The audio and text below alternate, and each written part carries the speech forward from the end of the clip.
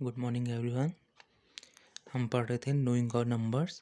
इसमें हमने Indian number system और इंटरनेशनल नंबर सिस्टम के बारे में पढ़ा। अब हमने वो चीज़ पढ़ी, उसमें हम करोड़ तक गए, मिलियंस तक गए, और वंस में भी थे, टेंस में भी थे, हंड्रेड्स में भी थे। लेकिन हम इतने बड़े नंबर्स, मिलियंस, करोड़ तक क्यों गए? क्योंकि हमारी डेली लाइफ होती है, यहाँ पर ये लार्ज नंबर्स इस्तेमाल किए जाते हैं। जैसे कि पॉपुलेशन ऑफ अ कंट्री में, जैसे हमारी कंट्री की पॉपुलेशन लगभग 130 करोड़ के बराबर है। कितने स्टूडेंट्स, जब बोर्ड का एग्ज़ाम होता है या कोई भी आईआईटी का एग्ज़ाम होता है, नीट का एग्ज़ाम होता है, तो कितने बच्चे अपेयर करते हैं, वो लैक्स में होते हैं। एक स्टेडियम जो है, जैसे अभी मोटेरा स्टेडियम बना है इंडिया में, तो जो उसकी कैपेसिटी है, तो वो लगभग 1 लाख से ऊपर है, 1 लाख से ग्रेटर है। वैसे ही जितने सारे स्टार्स हैं हमारे स्काई में, वो भी क्या है, बहुत ज़्यादा हैं, बहुत लार्ज नंबर्स में है। Millions, billions, trillions. तो इसमें क्या है, नंबर ऑफ स्टार्स। तो ये लार्ज नंबर हमारे यहाँ काम आते हैं। ये तो हो गया हमारे लार्ज नंबर्स की हमारे कहाँ काम आते हैं। अब यहाँ जब हम पॉपुलेशन की बात करते हैं, तब तो हम बोल देते हैं कि 130 करोड़ हैं। लेकिन 130 करोड़ क्या हैं? 130 करोड़ ह्यूमंस या सिटीजन्स कह सकते हैं हम। तो हम ये कहेंगे कि 130 करोड़ सिटीजन्स हैं हमारी कंट्री में। वैसे ही हम यहाँ कहेंगे, मान लो कि 1 लाख स्टूडेंट हैं। यहाँ पर 1 लाख कितने होंगे पीपल, जितने लोग वहाँ पर बैठ सकते हैं। यहाँ पर क्या होंगे, मान लो 1 ट्रिलियन स्टार्स हैं। तो जो स्टार्स हैं, सिटीजन्स हैं, हम ये क्यों बोल रहे हैं? तो इसके लिए इसलिए बोल रहे हैं क्योंकि हमारी ये क्वांटिटी जो है, जिसमें हम मेज़र कर रहे हैं जिस चीज़ को, अब उसकी कोई यूनिट होती है। तो आते हम, कुछ क्वांटिटीज़ होती है हमारी, बेसिक क्वांटिटीज़ हैं। लेंथ होती है, मास होती है, और कैपेसिटी। लेंथ का मतलब है कि एक जगह से दूसरे बीच की जो दूरी है, ये जो दूरी होती है वो कितनी है, वो हम क्या होते हैं, लेंथ होती है।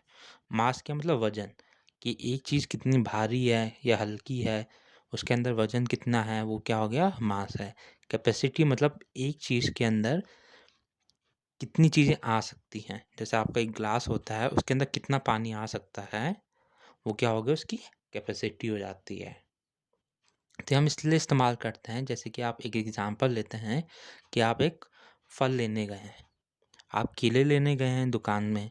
तो आप ये तो नहीं बोलेंगे कि एक केला दे दीजिए, आप ये बोलेंगे या तो 1 किलोग्राम केला दे दीजिए या 1 डज़न केला दे दीजिए। तो आप जो डज़न और किलोग्राम इस्तेमाल कर रहे हैं, वो क्या हो गया, आपका एक यूनिट हो गई है। तो इसलिए आते हैं हम इसके बारे में और पढ़ते हैं आगे। तो जैसे हमारी ये लेंथ है, तो इसकी जो छोटी क्वांटिटी होती है, मतलब एक तो हम बहुत कम क्वांटिटी में ले सकते हैं चीज़ को, या तो ज़्यादा क्वांटिटी में।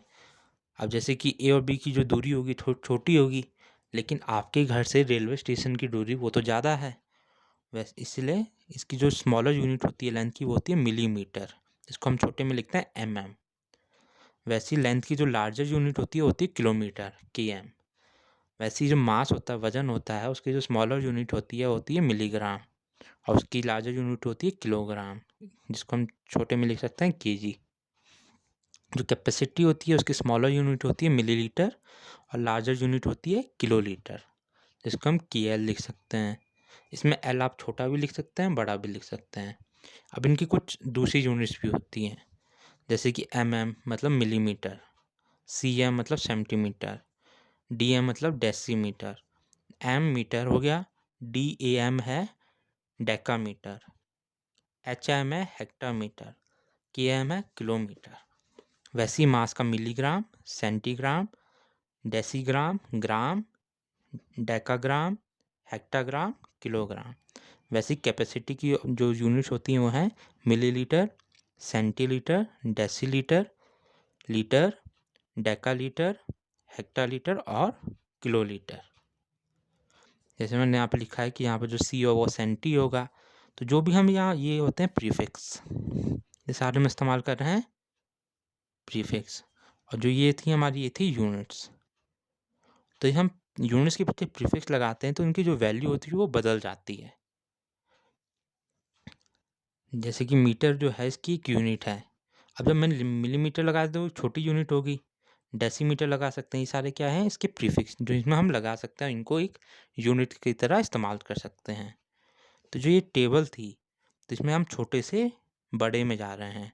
तो जब एक बार आगे जाते हैं तो क्या करते हैं, हम उसको 10 से मल्टीप्लाई कर देते हैं। तो 1 मिलीमीटर को हम 10 से मल्टीप्लाई करेंगे तो हमें क्या मिलेगा, 1 सेंटीमीटर।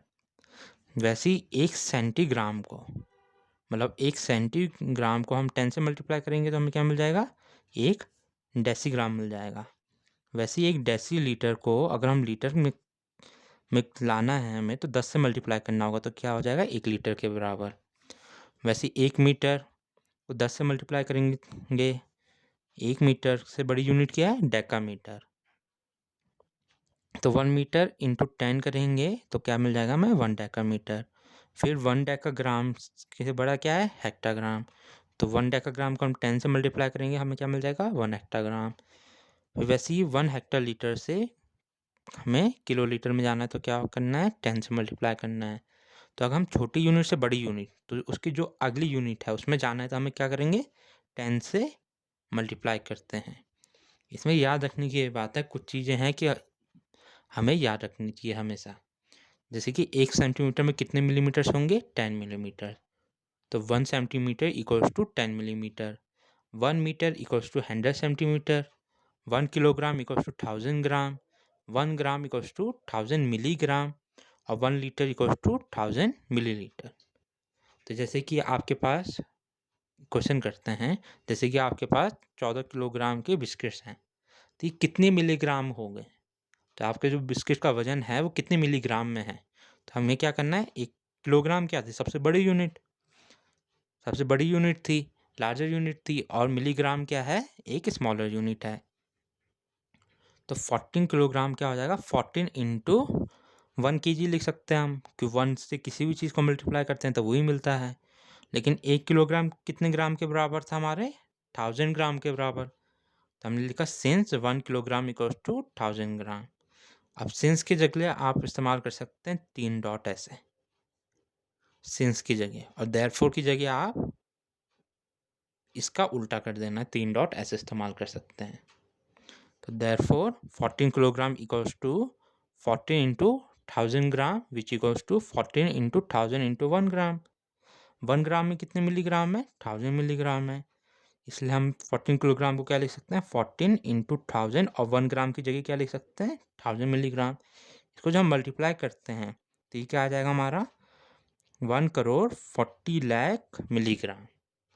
अब हमें जीरो, क्योंकि इंडियन नंबर सिस्टम में लिखा है तो कॉमा कैसे लगाएंगे, 3 जीरो के बाद एक कॉमा, फिर 2 जीरो के बाद कॉमा, फिर 2 डिजिट्स के बाद एक कॉमा। तो ये हमारा क्या हो जाएगा, 1 करोड़ 40 लाख मिलीग्राम। तो ये हो जाएगा हमारा आंसर। इसका एक और क्वेश्चन देखते हैं। अब जैसे आपके पास 6 करोड़ हैं, उससे आपको कितने हटाना है, 34,52,629 आपको सब्ट्रैक्ट करना है। या कि इस क्वेश्चन को दूसरी तरीके से पढ़ सकते हैं कि आपको 34,52,629 में क्या ऐड करें, वट मस्ट बी एडेड, ताकि वो क्या हो जाए, 6 करोड़ के बराबर हो जाए, to make it equal to 6 crore. तो सबसे पहले क्या करेंगे, हम इसमें 6 करोड़ को हम पूरा लिखेंगे अच्छे से, डिजिट्स में लिखेंगे, फिगर्स में लिखेंगे। तो 6 करोड़ को लिखा हमने, उसके बाद उसको सब्ट्रैक्ट करेंगे। हम सब्ट्रैक्ट कैसे करते थे, अब देखते हैं सब्ट्रैक्ट कैसे करेंगे इन्हें। तो हम क्या करते हैं, इसमें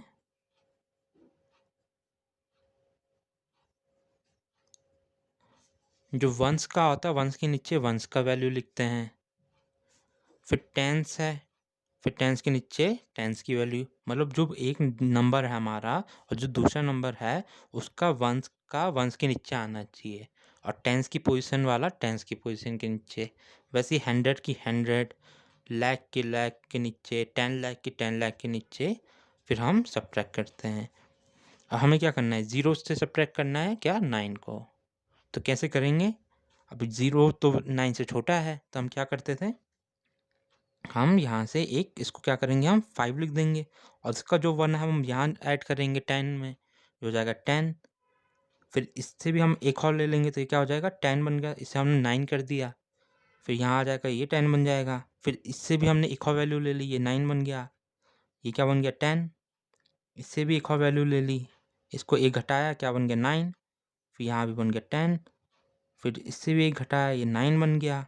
फिर यहाँ हो गया 10। इससे भी हमने एक ले लिया, 1 ले लिया, तो 10 से 1 हटा 9। फिर वहाँ से 10 मिला वापस, इससे भी 1 हटा दिया, तो 10 माइनस 1 9। फिर यहाँ पर आ गया 10, तो 10 माइनस 9 कितने होंगे, 1।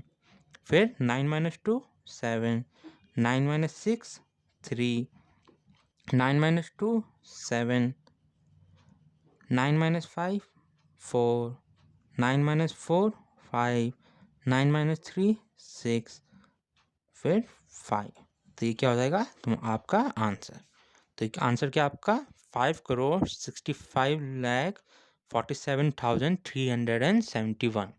ये आपको क्या करना पड़ेगा, ऐड करना पड़ेगा, तो जाके आपको क्या मिल जाएगा, 6 करोड़। फिर दूसरा क्वेश्चन करते हैं, 15 litre milk is available in a hotel.